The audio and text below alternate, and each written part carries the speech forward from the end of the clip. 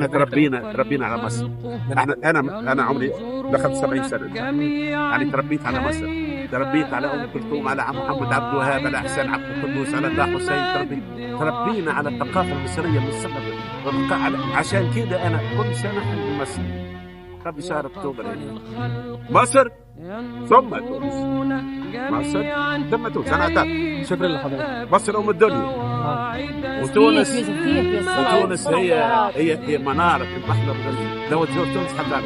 انا عن نفسي ما بفرقش بين الناس في البلد ولا في الدين ولا في اللون ولا في الجنس ولا في اي حاجه. نسي عادل امام، عندك قرش تسوى قرش. عايز حاجه بقى لو رجع بيك الزمن مش هتعملها. لو رجع بك الزمان مش هتجوز. لا وانا كمان مش هتجوز. تعمل لي كده ولا كده؟ مش هتجوز. الزواج هو سجن، والرجل ما يحبش السجن، الرجل يحب الحريه. تمام.